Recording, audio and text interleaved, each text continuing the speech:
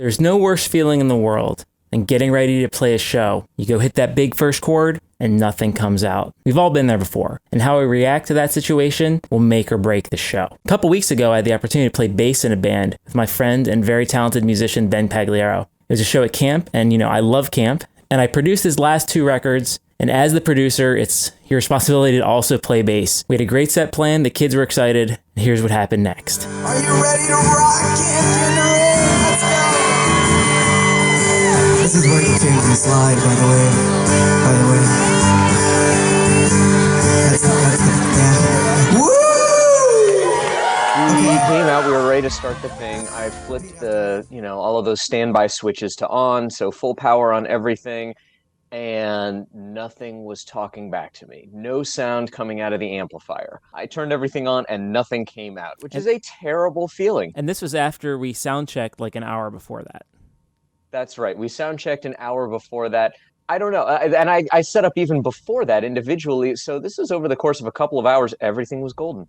When those sounds came out, what was your first thought? Like, what was your troubleshooting thought process? Where did you first go where you thought there was a problem?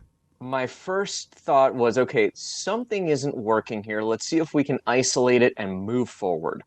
I actually initially thought maybe it was the guitar.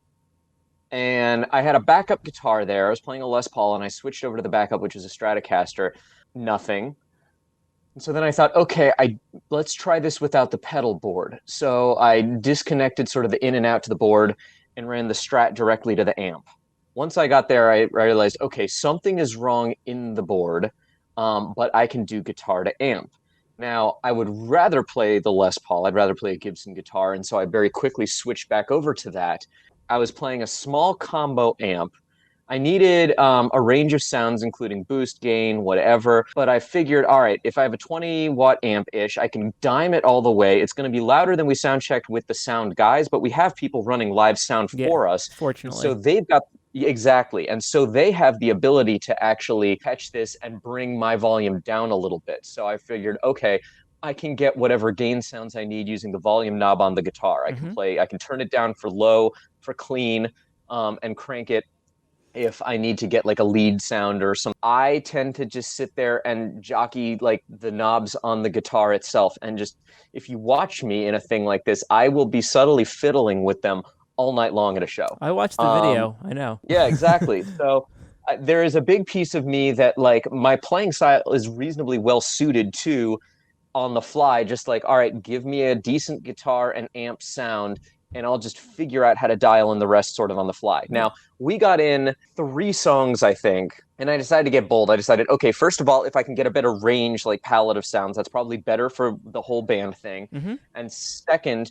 if I can get closer to the sound that we dialed in sound check, that would probably be ideal too. So I thought, what if I can isolate one of these pedals on the board and just run into that? So I have this Analog Man King of Tone. It has one channel, one side's a boost, one side is like higher gain, like an overdrive. Mm-hmm. And so I disconnected that from everything else in the board. It still had power from the board's power, from the pedal board power I had underneath, and just ran the in and out guitar into the pedal, out to the amp.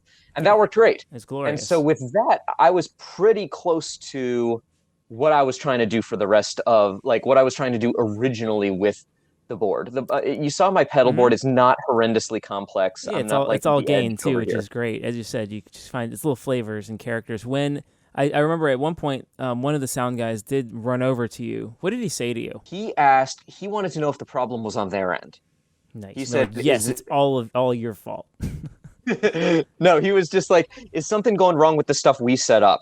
And I felt like at the point where he ran over, I don't know, man, the video might show something different. I would think that was like 5 songs in, so maybe half to 2/3 of the way through the set. And I was thinking, I pretty much isolated the problem at this point. It's in the board somewhere.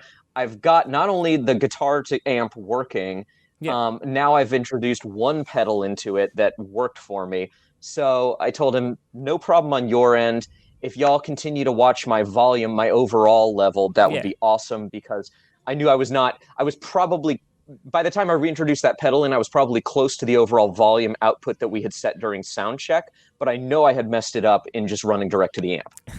So, and Yeah, he but it said, we sounded got great, you. and you kept your cool, Yeah. and the show went on. And it's funny looking back. I don't remember Ben started the first half of the heaviest song on the album acoustically, which is actually a really cool dynamic, because that's where the song Yeah. originated originated from. In the demo, I looked at you and I looked at Garrett, and I was like, "Here we go!" And then boom, we hit that chorus, and it was just like it was huge, Yeah. And then the crowd went nuts. Anyway, again, great job, sound amazing as always. Always a pleasure playing with you.